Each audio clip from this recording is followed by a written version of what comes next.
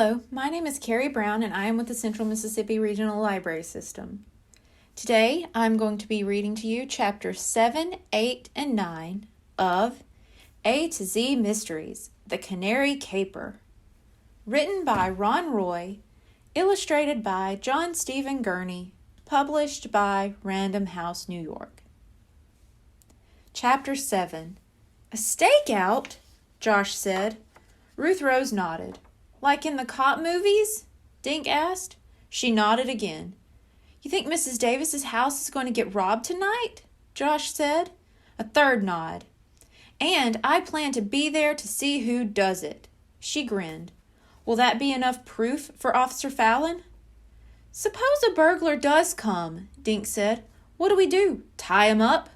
All right, Josh said. I'll bring the rope. Ruth Rose shook her head. No rope. We just sit and watch. If someone comes, one of us will run to the police station. The other two will stay.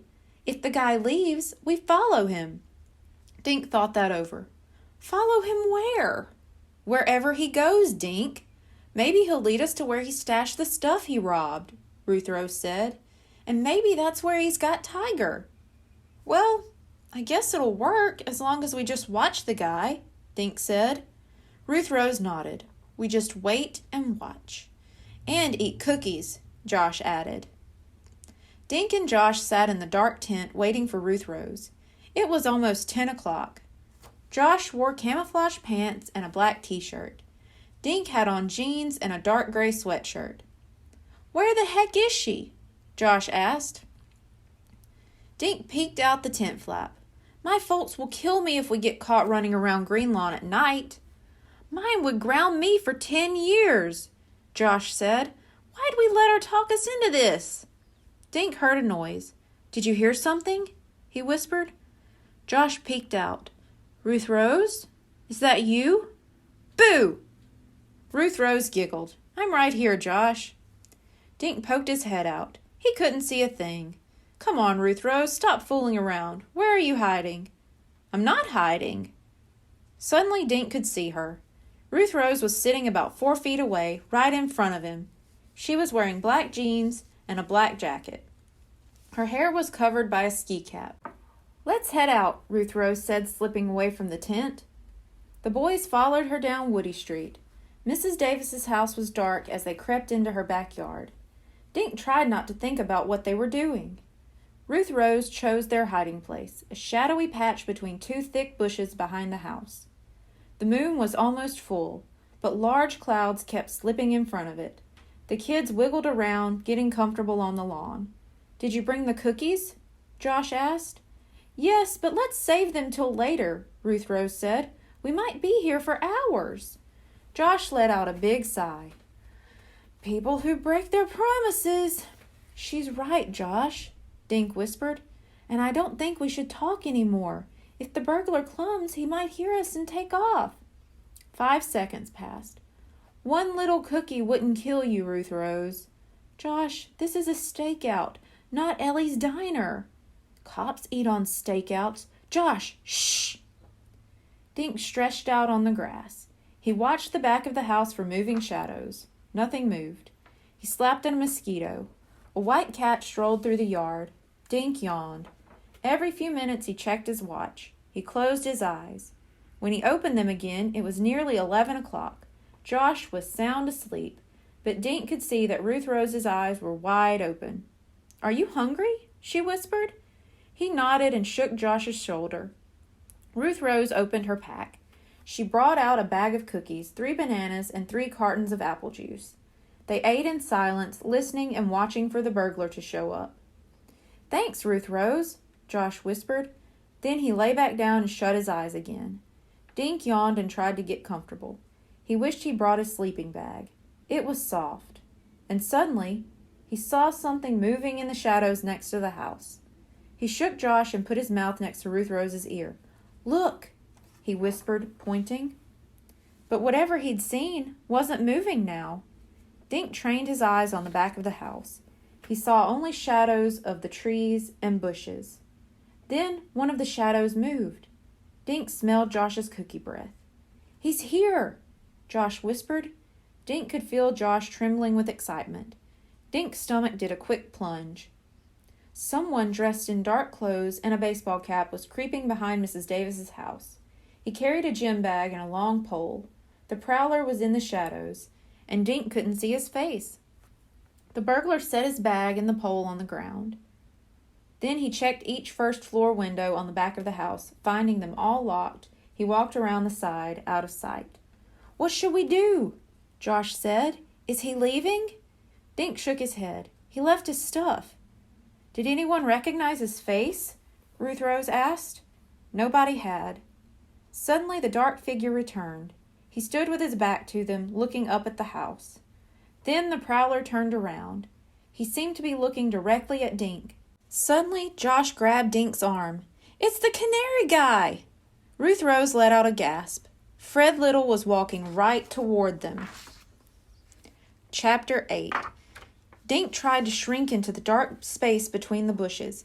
He could feel Josh and Ruth Rose doing the same.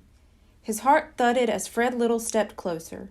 Then he stopped, took off his jacket, and hung it on a tree branch 3 feet from Dink's nose. He walked back toward the house. Josh grabbed Dink. "Look! He's wearing the yellow suspenders!" Dink remembered where he'd seen those suspenders. He grinned at Josh. "The Superman clown!" "And the giraffe clown!" Josh whispered back. "I knew I'd seen him before." They watched as Fred Little opened his gym bag.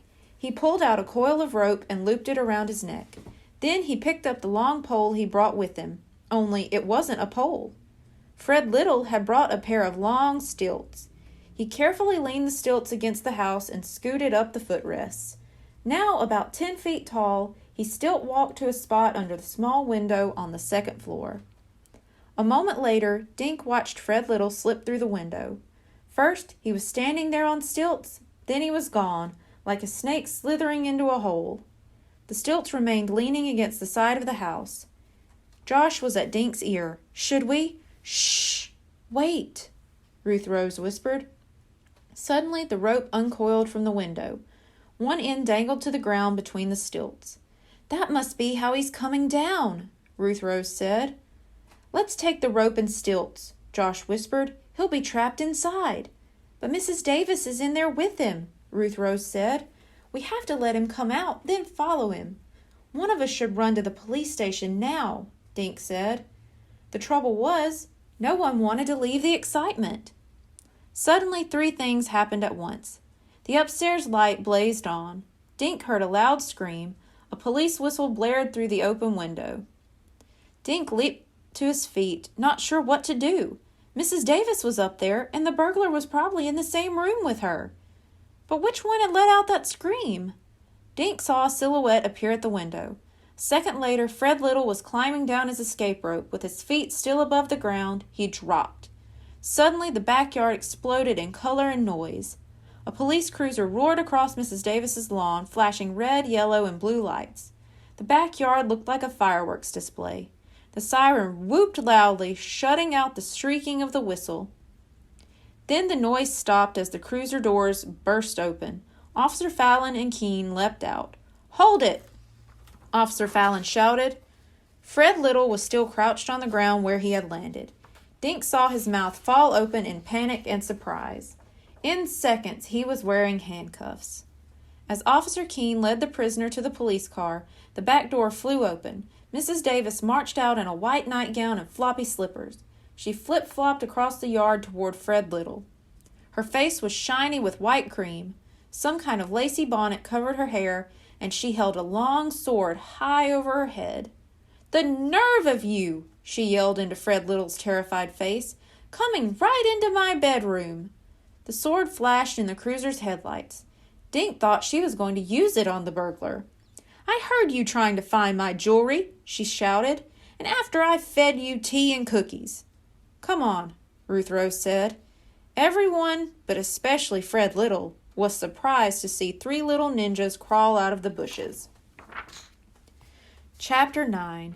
Ruth Rose stomped up to Fred Little and glared at him. "Where's my tiger?" she demanded. Fred Little backed away. "What tiger?" "Tiger is my cat. Did you steal her? Where is she?" "I didn't take any cat," he muttered. I'm allergic to cats." "What are you kids doing here?" Officer Fallon asked with a frown. "We thought someone might try to break in tonight," Ruth Rose said, pointing at the prisoner. "We wanted to get proof so you could arrest him." "This is Fred Little," Josh said, "the guy who returned Mrs. Davis's canary. He's also a clown in the circus. And he's probably the one who robbed Dr. Pardue's house and the Gwyn's, too," Dink added. "It certainly looks that way," Officer Fallon said. He gave instructions to Officer Keene, who locked Fred Little in the cruiser and drove away. Officer Fallon looked sternly at Dink. "We'll talk tomorrow," he said. "You kids better skedaddle home and get some sleep." "Fiddlesticks," Mrs. Davis said. "These children won't perish if they stay up a little longer, and I won't sleep a wink. Come inside for cookies and cocoa, all of you." Officer Fallon just smiled and shook his head as they followed Mrs. Davis into her kitchen. Dink noticed Mozart's cage sitting on the counter. Mrs. Davis put water on to boil and took mugs from a cupboard. Then she pulled the cover off the bird cage. Mozart twittered and blinked his tiny black eyes. "You've certainly put everyone through a lot of trouble," she told her canary. "Actually, Leona, your canary helped us to solve a string of burglaries," Officer Fallon said. "I did some snooping and found out a lot about Fred Little and his girlfriend. They've been traveling with the circus and robbing houses in the towns they visit for quite some time. And they always do it the same way. First, they steal pets, then they return the pets to get a peek inside the houses. Later, they rob the same houses." Mrs. Davis shook her head. "You should have seen that creepy man's face when I turned on the light." "But how did he know I left my upstairs bathroom window open?" "He probably saw that it was open when he took your canary," Officer Fallon said. "Or maybe he left it open," Dink said. "He might have snuck upstairs when he used the bathroom." "You could be right, Dink," Officer Fallon said. "On stilts, he could get into upstairs windows that most people leave unlocked. In the robbery business, he's known as a second-story man." "After tonight," Mrs. Davis said, "that window will be locked." "How did you know that Fred Little would try to break in tonight?" Dink asked. "We were parked right around the corner," Officer Fallon continued. "We figured the burglary had to be tonight or never, since the circus leaves town tomorrow." Suddenly there was a knock at the door. Officer Fallon stood up and stretched. "That'll be Officer Keene back with the car. We'll drive you kids home now. I hope we didn't wreck your yard, Leona." "Oh, pooh, you saved my jewelry and caught a pair of criminals," she said. "Besides, I know 3 children who might like to earn some money raking and planting grass seed." Officer Fallon laughed. "You could have caught Fred Little all by yourself. Where'd that sword come from, Leona?" "My husband brought it back from one of our trips," she said, smiling. "It's been under my bed for years in case I ever needed it."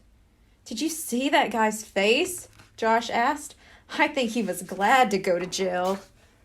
Officer Fallon and Officer Keene dropped the kids off at Dink's house.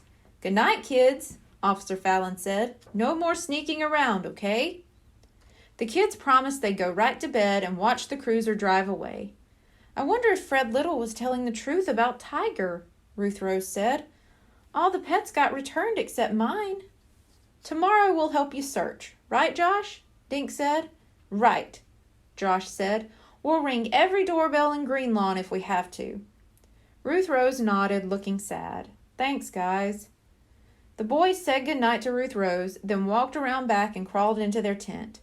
Josh giggled in the dark. "Did you see Mrs. Davis come flying out her door with all that goop on her face? I thought she was a ghost." Dink grinned. "Yeah, and old Fred Little came shooting out the window like a rocket. I bet he burned his hand sliding down that rope." Dink rolled over and closed his eyes. 30 seconds later, Ruth Rose burst through the tent flap. She shined a flashlight into Dink's face. "Guys, wake up!" she yelled.